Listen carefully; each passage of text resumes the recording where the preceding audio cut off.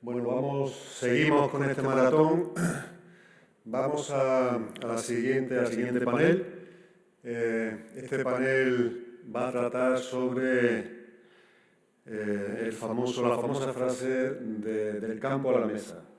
Os presento a Alberto. Alberto, nos acabamos de conocer prácticamente. Él va a ser el moderador de esta mesa con... Por favor, cambiamos la pantalla. Gracias.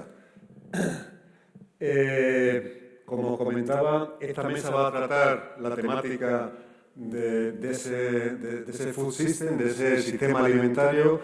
Se van a tratar temas con personas que vienen del sector primario, personas que vienen del mundo de la investigación, gente que arma negocios para que esos productos lleguen al consumidor, a nosotros, y gente del mundo de la investigación.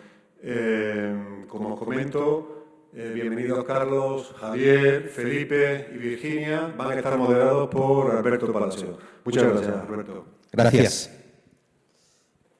Bueno, pues mientras van bajando los participantes de la mesa, yo hago una pequeña introducción sobre mí. Yo voy a moderar este panel, que además me resulta súper agradable y maravilloso porque todas las personas que van a participar pues, nos conocemos desde hace años, representando además a la parte más desde el activismo positivo, la parte productora, la parte de la investigación y nos ha fallado la parte de la restauración, que entiendo que por la inminente apertura que hay de otro de los restaurantes 100% sostenibles que pertenece al grupo de Mode Movimiento, pues no ha podido venir. Como ha hecho, como decía Antonio, y gracias sobre todo por la invitación y darnos la oportunidad, ¿no?, de visibilizar de alguna forma cómo percibimos y cómo está ahora mismo enfocado el sistema alimentario. Bueno, pues al final se nos ocurrió crear un panel de moderación donde formasen parte pues estas partes intervinientes que yo creo que son interesantes porque cada una lo va a abordar desde su propia perspectiva, ¿no? Por un lado, yo voy a hacer una introducción más allá de su nombre para que ellos mismos se presenten y cuenten realmente en qué proyectos estás. Pero por un lado, pues está Virginia Caballero, que está llevando a cabo proyectos de alimentación sostenible en la organización de CERAI, pero que ella va a profundizar ahora un poco más. Por otro lado, la parte del CSIC, de la investigación en políticas agroalimentarias y desarrollo territorial, con el que además en otro momento pues hemos colaborado con ellos, que es Javier Sanz. La parte productora, pues igual, nos conocemos desde hace y hemos participado en varios escenarios, pues está Carlos Moreno, que es la parte productora de agricultura ecológica, en concreto en el cultivo de granos, que os contará. Nos falta esa parte de la restauración sostenible, que es Felipe Turuel, que como digo, pues le justifico porque están en plena apertura del segundo espacio de restauración y bueno, pues no ha podido venir. Por lo tanto, pues nos vamos a lanzar ya a si queréis hacer esta presentación, quiénes sois, y luego pues vamos a hablar de una forma muy amena y muy abierta sobre cómo percibimos desde todas estas partes la configuración del sistema alimentario, un poco desde ese pasado, presente y futuro. Yo, antes de empezar en ese debate, pues lo introduciré con una serie de datos que he rescatado del último informe que lanzó la Universidad Autónoma de Barcelona con el apoyo de la Fundación Daniel y Nina Carasso sobre unos datos que para mí son preocupantes sobre la inseguridad alimentaria en España, ¿no? Y que eso en cierta medida pues está algo muy conectado con este sistema alimentario que no termina, o al menos desde mi punto de vista, consolidarse, ¿no? Entonces, pues bueno, si quieres, Virginia, haces tu introducción y luego pues Carlos y Javier. Adelante. Gracias, Alberto.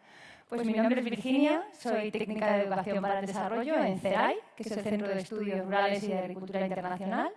Tenemos proyectos de cooperación internacional y también proyectos de educación para el desarrollo aquí en el territorio español. Y yo estoy en esa segunda parte, con base aquí en Madrid. Lo que llevamos desarrollando durante los últimos 3 cursos han sido proyectos de mejora de la alimentación en centros educativos, en concreto en las escuelas infantiles municipales. Y este último curso también lo hemos hecho en varios centros, en varios CEIPs, varios coles. Intentamos que haya una parte de sensibilización a la comunidad educativa, que no solo se quede en el profesorado, sino que vaya más allá, familias, cocina, y que haya otra parte también de acercamiento al sector productivo. Trabajamos con productores y productoras agroecológicos porque creemos que es un modelo alternativo, que es el que mejor se adapta a la sostenibilidad. Y esa parte aquí en Madrid se nos queda un poco corta, nos gustaría que fuese un poco mayor, pero bueno, también la incorporamos en el proyecto. Y también hay una parte de incidencia política, porque sin esta tercera pata, pues los cambios no son efectivos, ¿no?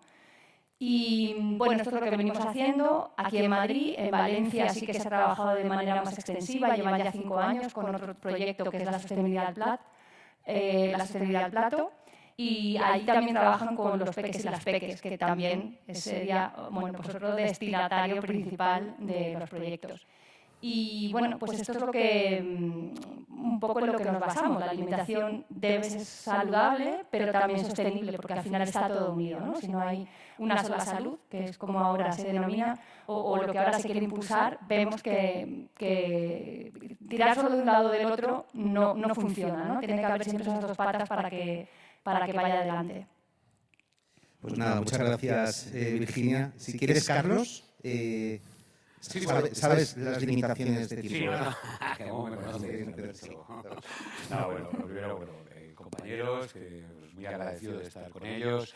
Felipe, que me estaba whatsappeando también, que te ha llamado, que ha tenido una serie de problemas y que al final ha sido imposible. Luego comentaremos el proyecto porque a mí también me ha ayudado mucho lo que están haciendo ellos dentro de la restauración.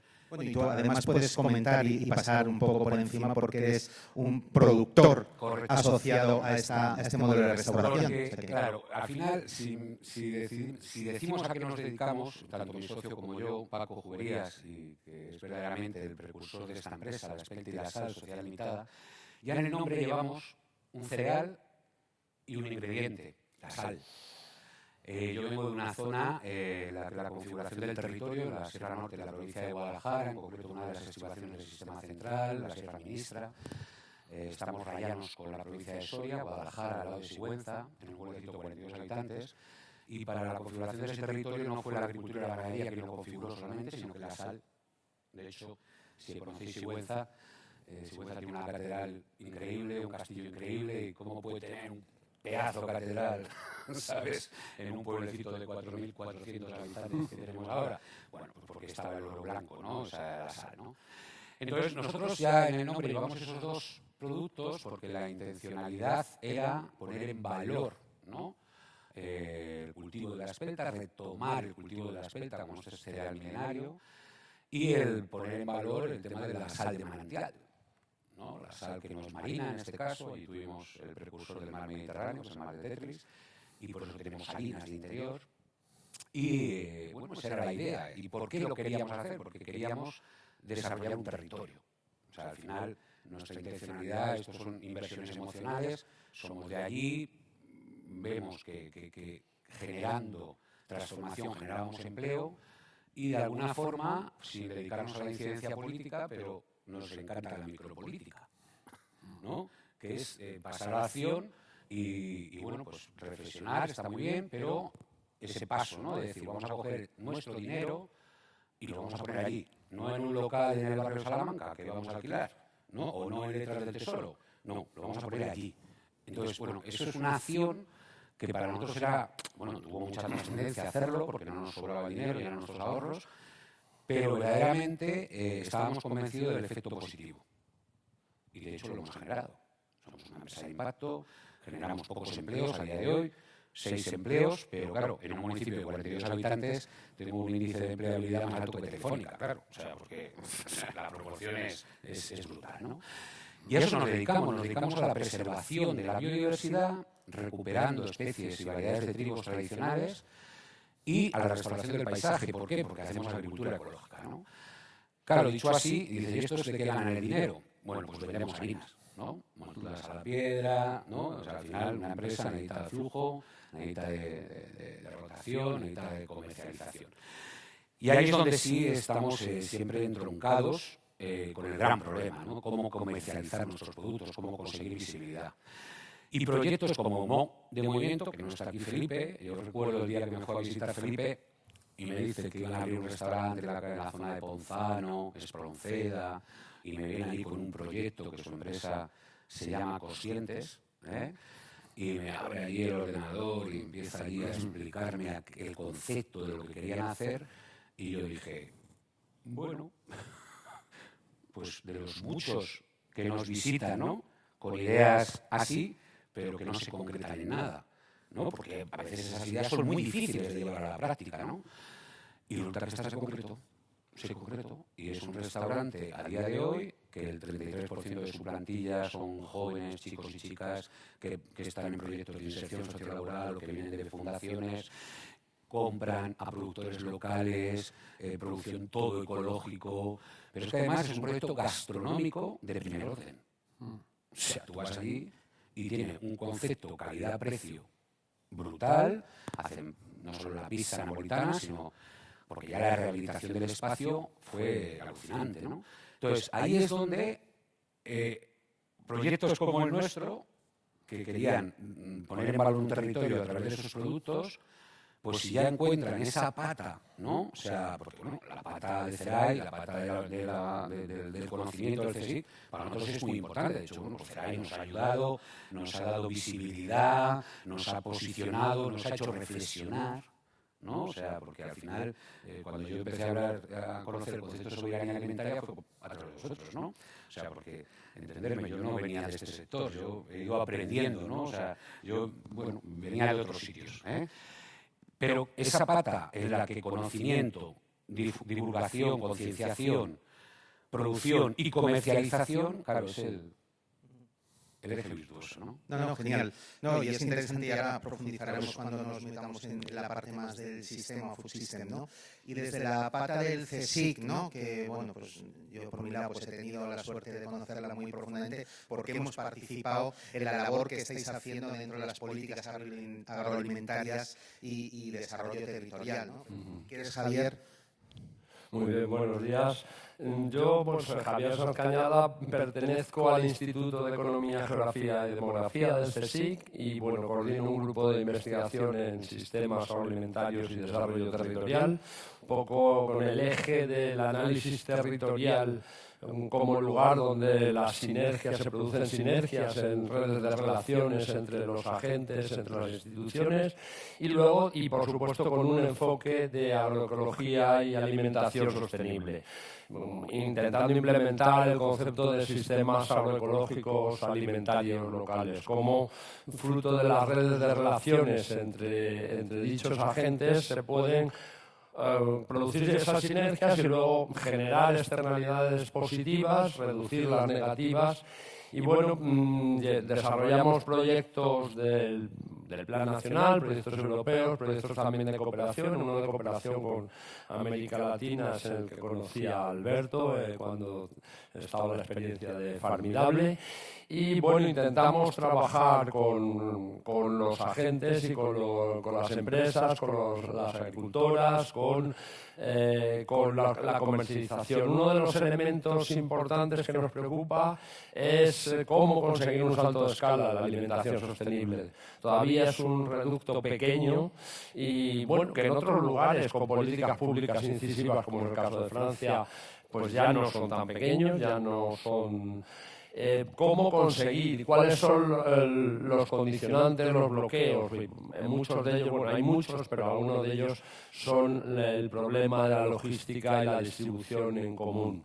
Y bueno, y en parte alguno de los proyectos, un proyecto en el cual estoy involucrado actualmente, que es sistema que trata de los sistemas de valores, cómo se retransmiten valores tales como la justicia social, como el respeto medioambiental, la equidad económica, el aprecio por lo local, la salud u otros, cómo se retransmiten a lo largo de la cadena, y vemos que en el tema de la organización, de la logística y la distribución colectiva es uno de los elementos más importantes que hay que superar para llevar a cabo para que los segmentos... Hay mucha más demanda potencial de la demanda real de alimentos sostenibles que existe, precisamente porque falta accesibilidad, falta conocimiento, y intentamos, trabajando con los agentes, intentar paliar de alguna manera, y por supuesto con las políticas públicas, que son muy importantes, sobre todo para los momentos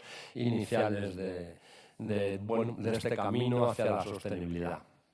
Pues nada, muchas gracias, Javier. Yo, antes de soltaros un poco esa primera pregunta, ¿no?, que ya estáis abordando mucho de lo que, de las fases en las que interviene el sistema alimentario, yo quería, como decía antes, inicialmente he rescatado unos datos del extracto resumen del informe sobre inseguridad alimentaria en España después de COVID, y me parece algo preocupante, ¿no?, cuando se está hablando, ¿no?, de un modelo que cada vez hay mucha mayor conciencia de la sostenibilidad. Están, por un lado, los agentes de cambio que en teoría pues pudieran ejercer las políticas públicas, por otro lado las empresas privadas, ¿no?, que cada vez más se acercan, ¿no?, a ese modelo green.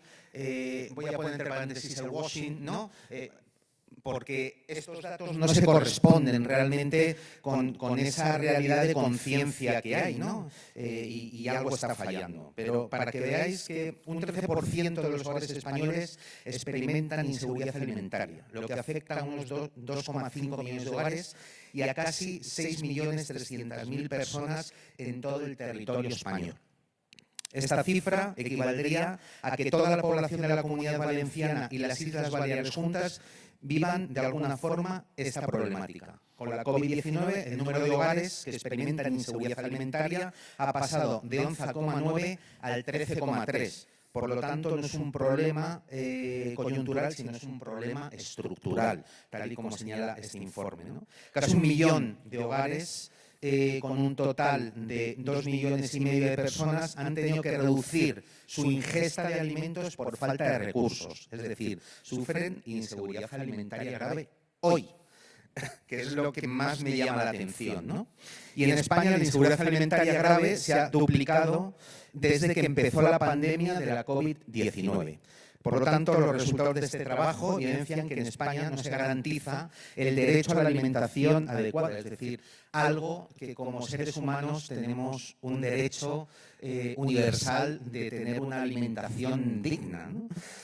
Y que este país se encuentra lejos de alcanzar el ODS 2, que es hambre cero, ¿no?, que, como dice bien mi colega José, los ODS se han creado para no cumplirse, ¿no?, con metas y objetivos. Entonces, yo la pregunta que abro abiertamente, ¿no?, independiente de esta que os compartí, es decir, ¿qué está fallando en el sistema alimentario y cuáles son los grandes desafíos que tenemos por delante, ¿no? Pero sobre todo, ¿qué pensáis que está fallando, ¿no?, desde las diferentes patas, ¿no?, y cómo lo estáis vivenciando? Si quieres, Javier.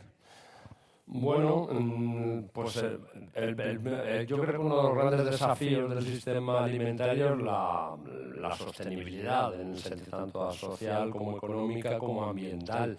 Es cierto que el porcentaje del presupuesto familiar que se destina hoy en los hogares españoles, y quitando el paréntesis desde que incrementaron los precios a raíz de la guerra de Ucrania, es muy inferior al que teníamos hace 30, 40 años. Es decir, por una parte resulta paradójico que el modelo de la gran distribución ha abaratado los alimentos, independientemente de este último crecimiento de los precios, pero finalmente es que se ha producido un intercambio. Ahora gastamos mucho más en vivienda y gastamos mucho menos en alimentación. ¿Qué es lo que sucede? Que muchas veces cuadrar la ecuación es casi imposible. Muchos agricultores, es decir, la gran distribución presiona los precios y los márgenes comerciales de forma importante, que hace que los productores agrarios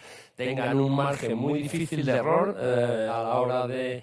Y por otra parte, parte se intentan generar canales alternativos para que no depender de ese modelo dominante, pero con grandes dificultades, porque no puedes poner unos precios muy superiores a los que existen en la gran distribución. ¿Qué es lo que pasa con un incremento de precios como el que ha tenido lugar a partir de la guerra de Ucrania? No podemos volver al sistema anterior, es decir, a gastar mucho menos en vivienda y tanto en alquiler como en compra, porque ya evidentemente ni los fondos de inversión, es decir, los precios de la vivienda se han disparado y ahora mismo el porcentaje de la renta familiar disponible es muy inferior, con lo cual es cierto que cuando hay un incremento de precios como el que ha tenido lugar, o también el que está teniendo lugar por las sequías, que ya es un indicador del cambio climático, como por ejemplo el caso del aceite de oliva hoy en día, ¿no? Pues tanto por cuestiones geoestratégicas, geopolíticas, por el hecho de depender de materias primas que vienen de lugares más lejanos, como es el caso de los cereales de Ucrania o en Rusia, como por cuestiones derivadas del cambio climático, por el incremento de los precios de los insumos, etcétera, etcétera.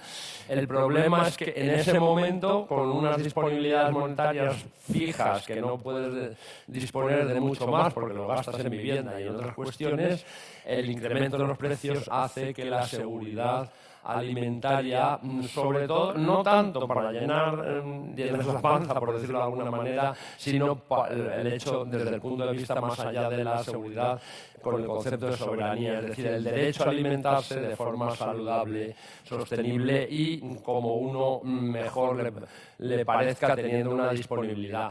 Para esto para solucionarlo, evidentemente se requerirían políticas públicas mucho más incisivas, que sí es cierto que los manifiestos de la Unión Europea, como el de la Granja a la Mesa o el Green Deal, pues sí que aparecen, pero luego la realidad, hay una serie de factores de determinados lobbies, etcétera, que hacen que la concreción de dichos objetivos sea muy inferior a la realidad. En algunos países, como en Francia, a pesar de tener la misma política agraria común, sí que es cierto que en cierta medida han orientado a esta serie de cuestiones y bueno, y se está generando alternativas de alimentación sostenible y además con una alimentación que, bueno, evidentemente hay muchos problemas también, están las malus y todo esto, es decir, pero sí es posible con las políticas públicas intentar corregir el efecto porque la alimentación convencional es a veces muy barata o es relativamente barata porque no tiene en cuenta las externalidades. ¿Cuánto cuesta contaminar el Mar Menor para siempre por eutrofización derivado del nitrógeno, o cuánto cuesta secar Doñana, ¿no?, por la legalización de los pozos? Pues realmente sería infinito. Bueno, genial, no, gracias, Javier. Y desde la parte más que os ocupáis, Virginia, ¿no?, que para mí es muy relevante, ¿no?, y que todavía yo creo que lo hemos debatido en algún momento, ¿no?, y que sigo sin entender por qué hay una cierta justificación ahora, ¿no?, que parece que se toma conciencia en los comedores escolares, ¿no?, y justifican con meter, yo en el caso del colegio de mis hijas, ¿no?, que es un público, y meten un día garbanzos de origen ecológico y otro día pasta de origen ecológico y el resto nada, ¿no? Estoy justificando un poco, o sea, ¿qué es lo que está impidiendo, o sea, el sistema, ¿no?, para que no haya un cambio, que algo que aparentemente debe ser algo sencillo, ¿no?, algo que aparentemente es beneficioso para todos, no esté consolidado, ¿no? Y cómo lo vivís, y no sé, me gustaría que nos contaras, ¿no?, porque yo creo que es interesante conocer tu opinión. Has hecho una pregunta muy difícil, pero por intentar resumirlo en una frase, yo creo que en general se ha dejado de tener en cuenta a las personas y lo que necesitamos y se ha puesto en el centro el lucro. Entonces, si partimos de esa base, el sistema alimentario nos está tomando el pelo, con perdón. Pero al final, si nosotros, que es lo que, ¿no?, y vas a la soberanía alimentaria, por enlazarlo con lo que decías, si nuestros intereses están en el centro, que necesitamos comer y que necesitamos comer bien, que eso sea lo importante, independientemente de que las empresas tengan que ganar dinero, que eso nadie dice que no, creo que cambiaría la cosa. Creo que dejaría de haber deslocalización de producciones, o sea, que tengan que venir los garbanzos de México, dejaría de haber contaminación, porque al final, si desaparece Doñana o nos cargamos la capa de ozono, no vamos a poder vivir en este planeta, y desaparecerían injusticias sociales, como por ejemplo que estén trabajadoras de la India trabajando 14 horas por $1 al día, ¿no? O sea, tenemos que cambiar un poco el foco de qué es lo que está en el centro. Respecto a lo que comentabas de los garbanzos ecológicos una vez al mes, que están muy bien a la hora de vender, al final no cambia el modelo, ¿no? Es lo mismo que plantar un lineal en el supermercado de ecológico. Me estás vendiendo algo que, bueno, que en principio puede ser mejor, pero el sistema sigue siendo el mismo. Sigues haciendo alimentos de lejos, sigues usando pesticidas, sigues siendo injusto con los productores y sigues utilizando demasiado embalaje, normalmente plástico, y otro tipo de factores en los que se basa el modelo actual que son perjudiciales. Y todos lo sabemos, o más o menos conocemos todos, pero si los juntamos, pues tenemos lo que tenemos, ¿no? Comemos mal, no llegamos a pagarlo, o sea, no conseguimos pagar por eso que encima no nos alimenta bien. Tenemos una cantidad de sal, azúcar y grasas de mala calidad en todo lo que comemos tremenda, una potenciación de los sabores igual en la mayoría de las cosas que comemos enorme, que no ayuda en los comedores escolares también, que también se cuelan, a que los peques y las peques desarrollen un gusto por la comida real.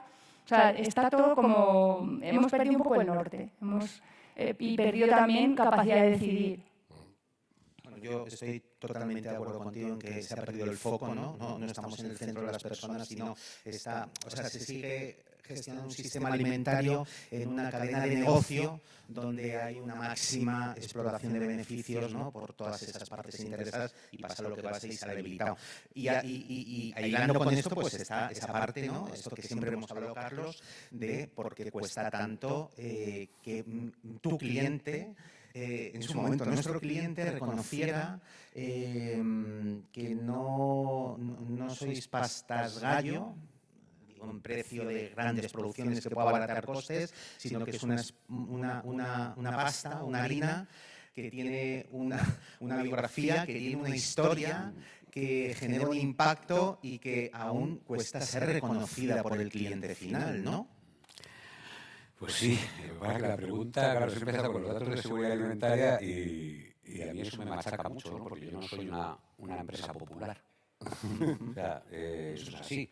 Como yo os he dicho antes, nuestra convicción era el territorio. Entonces nosotros fuimos valientes en lanzarnos, pero claro, para conseguir viabilidad económica, lógicamente cualquier empresa tiene que trasladar en sus productos sus costes, con sus márgenes correspondientes, que no todos son beneficio, que son renovación de capital, de inversiones, nuevas normativas que salen constantemente y hay que tener dinero en la caja del banco porque si no, no la voy a cumplir, no puedo pagar la adecuación. Que decir, a nosotros como empresa a veces nos tenemos que aislar de esta realidad que nos circunda, que son estos datos, son datos horribles, ¿no? O sea, hablamos de seguridad alimentaria, la seguridad alimentaria es... Uno de los primeros bases de la seguridad alimentaria es el acceso a los alimentos. La segunda fase de la seguridad alimentaria es acceso a alimentos seguros, salubres. Pero aquí ya estamos fracasando en España en el tema del acceso a los alimentos. O sea, que sean seguros y salubres si no llegamos a ellos, ¿no? Entonces, claro, nosotros como empresa, tenemos muy puesto el foco en un territorio, en una situación muy concreta. Y claro, yo... a veces no es que me sienta mal, pero entenderme, yo vendo las harinas más costosas, más caras de España. Porque lo que hay detrás de nosotros hay una serie de externalidades que si el cliente final no las entiende, nunca nos va a comprar. Pero abordando tu pregunta, claro, es que tiene cuajo. Claro, la era de los precios baratos se ha acabado. O sea, ¡pum!, se ha acabado. El modelo actual de globalización está en retroceso. Es evidente que los sheriff del modelo eran los norteamericanos. Ellos han visto que ahora mismo este modelo está beneficiando más a China, ¿sabes? Y bueno, están apareciendo aranceles, están apareciendo fletes más caros, o sea, esa filosofía que incluso Europa, la Unión Europea cuando nace, creía en la especialización. Y a España ya le pusieron el calificativo de sol y playa. Era donde iban a veranear todos los europeos, quiero decir, o sea, que ese concepto más taylorista de tú eres bueno haciendo garbanzo en México, porque claro, el garbanzo ecológico que comen en los colegios o las lentejas no es mío, porque no hay contrata de colegio que pueda pagarlo, ¿sabes? Viene de México, viene de Canadá o de donde venga, ecológico, pero de muy lejos, claro. Claro, el tema de la seguridad alimentaria es un eje clave, pero es que no hay un debate, ¿no? Es lo que de alguna forma, claro, nunca hay otros debates abiertos constantemente en la sociedad, pero la alimentación como elemento de felicidad y de salud individual nunca se ha puesto encima de la mesa. Entonces, comemos mal, no sabemos comer, y nuestras decisiones más importantes como individuos y ciudadanos no son cada 4 años ir a votar, es las que tomamos todos los días cuando consumimos. O sea, a mí la niña de 14 años me dice, Charlie, es que eres muy pesado con el tema de ¿qué puedo hacer yo por salvar este planeta? Digo, ¿cuánto presupuesto tienes toda la semana? Clara, 10 euros o 5 euros, lo que tenga. Pues decide que te lo vas a comprar, que vas a gastar tu dinero. Ese es el eje de todo esto. Claro, si resulta que no podemos ir al supermercado a comprar, pero claro, no hay políticas de vivienda claras, por ejemplo. Pero es que a veces estamos también accediendo a cosas que nos parecen baratas, que no lo son. Un Snap en una gasolinera, una Coca-Cola en un bar aquí de barrio. Claro, las decisiones de consumo son tan trascendentes, ¿por qué? Porque nadie nos ha dicho cómo tenemos que comer. Entonces, claro, está a la base de todo. Bueno, en el fondo y uniendo un poco, ponemos como denominador común la eficacia de las políticas públicas, ¿no? Como agente que debe incidir, ¿no?, en la ciudadanía con algo tan básico, ¿no?, como la educación, que hay gran parte que se deja en manos de iniciativas privadas no gubernamentales que asuman esa responsabilidad con sus propios recursos, ¿no?, como es el caso de CERAI y otras organizaciones, ¿no?, desprendiéndose un poco, pero lo que es cierto es que no... Pero ¿sabes una cosa, Alberto? Es que nos estamos acostumbrándonos ya demasiado a que para que muchos vivamos bien o normal, hay otros pocos que van a vivir mal. El precio del trigo. Lo de Ucrania, bueno, afectó. Bueno, hace un año antes ya había procesos inflacionistas. O sea, ya estábamos en el cambio de modelo. Luego ya, pues le viene muy bien a los geoestadistas y a políticos, tenemos una guerra, tenemos no sé qué. ¿Sabes? Luego los acontecimientos van justificando decisiones que se han tomado de estrategia geopolítica en otros ámbitos y en otros tiempos. Claro, el precio del trigo a día de hoy, el precio del trigo convencional, porque del ecológico ni hablamos, ni hay lonja, ni sabemos lo que vale un trigo ecológico, o sea, esto es un desastre, no lo podéis ni imaginar. Ahora mismo estará en 250 euros la tonelada. Eso es barato. Ahora mismo los agricultores no están cubriendo costes, porque el gasoil, ahora estoy hablando de agricultura convencional, los abonos, tal, ha subido los abonos 5 veces, 7 veces, todos los insumos han subido mucho. ¿Quién no está comiendo entonces? Pues blanco y en botella. Si aquí no nos falta trigo y además está barato, hay alguien que no está comiendo. Y son nuestros vecinos africanos. O sea, sin lugar a dudas, ¿no? Claro, todo eso a su vez... O sea, no sé si me explico. Estamos como muy acostumbrados a que haya una parte de la población que vaya al banco de alimentos. O sea, ya lo hemos como normalizado, De vez en cuando nosotros tenemos esos gestos de generosidad, venga, esas campañas, tal, no sé qué, pero ya hemos normalizado que la gente coma así un 10%, un 7%, un 8%. Claro, y eso es terrorífico.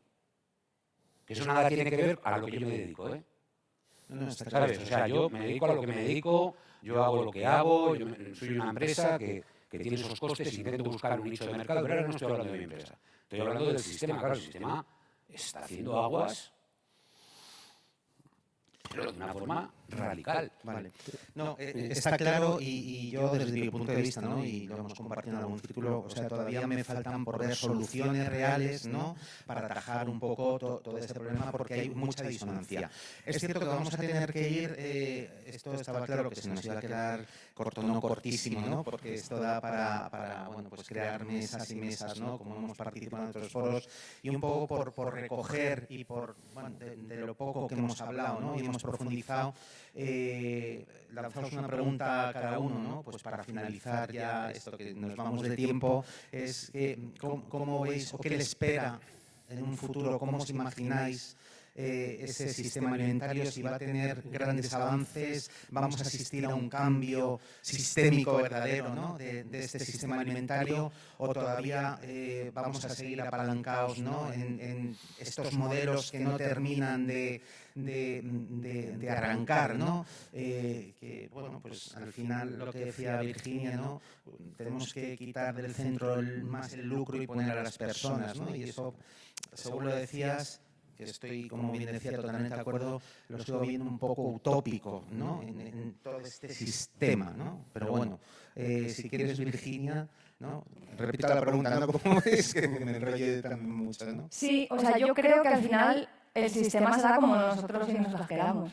Al final, los cambios estructurales vienen de cambios colectivos. Si estamos todos dispersos, cada uno en nuestro ombligo, con perdón, van a hacer con nosotros un poco lo que 4 multinacionales decidan. Pero creo que los cambios pasan por unirnos y, ya sean iniciativas pequeñas o un poco mayores, conseguir una presión que consiga un cambio estructural.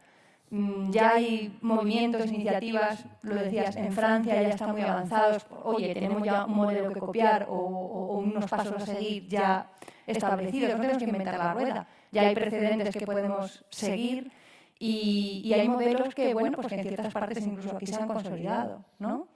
Los modelos del grupo de consumo, de los grupos de consumo, es verdad que hay diferentes iniciativas, pero están tomando fuerza.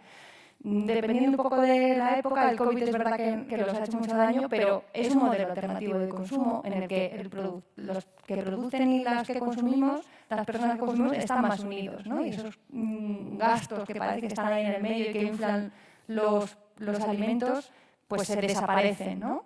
Y bueno, pues hay otras iniciativas como los mercados de productores, los huertos urbanos, que también te devuelven el contacto con la tierra.